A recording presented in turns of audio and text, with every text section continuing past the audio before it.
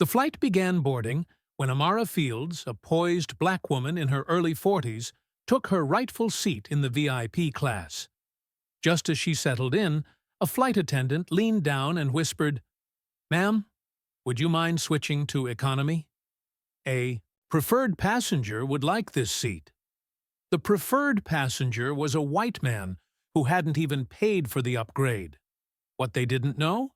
Amara wasn't just another traveler. She was the company's CEO who had recently acquired a controlling stake in the airline. And with one call, careers would come crashing down. Amara Fields was used to the looks, the subtle glances when she checked into five-star hotels, the raised eyebrows when she walked into boardrooms dominated by men twice her age. But none of it fazed her anymore. As the CEO of a multi-billion-dollar transportation conglomerate, she'd earned her place in the world through grit, brilliance, and resilience. On this particular day, Amara was flying cross-country for a surprise inspection of one of her newest acquisitions, an airline company struggling with declining customer service and rising discrimination complaints. She had chosen to travel incognito, booking her first-class seat without alerting staff to her true identity. Wait a second. In the comments, tell us where you're watching from. And don't forget to subscribe for more powerful stories like this. As she sipped her pre-flight sparkling water, a senior flight attendant approached with a strained smile. "Ma'am, we have a special guest who needs this seat. Would you be willing to move to economy for the duration of the flight?" Amara's calm gaze rose. "I booked and paid for this seat," she replied coolly. The attendant leaned closer.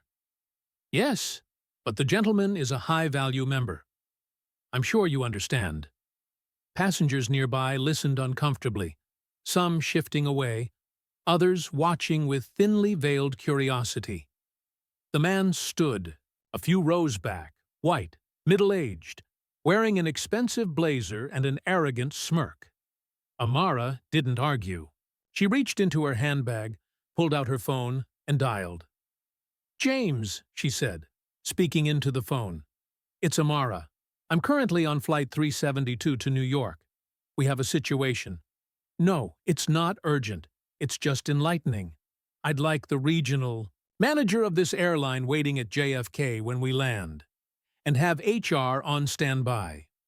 The call lasted under a minute, but the impact was instant. The lead flight attendant tried to mask her concern but was visibly shaken. "Ma'am, we didn't mean any offense." Amara raised a hand. "I'm sure you didn't. But I own a controlling share of this airline now. And this is exactly the rot I came to fix." 3 airline executives stood stiffly at the terminal when the flight touched down at JFK. Amara was the last to disembark, flanked by a security liaison. She didn't raise her voice. She didn't need to. The facts spoke for themselves. The EDD flight crew, including the attendant who made the request, was immediately suspended pending review. Within 48 hours, several staff members were terminated for violating anti-discrimination policies. A comprehensive sensitivity retraining program was announced company-wide. Amara clarified that the culture would change, or more, heads would roll. The man who had expected Amara to give up her seat? He remained silent throughout the ordeal, his privilege checked, publicly and permanently. The story went viral after another passenger shared the incident on social media. Millions applauded Amara's poise, while others finally saw how deep bias runs, even at 30,000 feet. She later gave a short press statement. "This wasn't about revenge, it's about responsibility. When we see discrimination, we act. Because silence gives it permission to grow." Her words echoed across the internet. And just like that, Amara Fields didn't just change one airline, she sparked a conversation about respect, equality, and the quiet power of knowing who you are. Sometimes, One seat is all it takes to stand for something greater.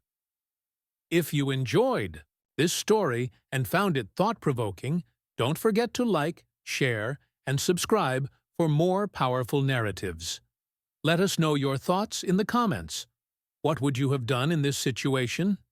Your support helps bring more eye-opening stories to life.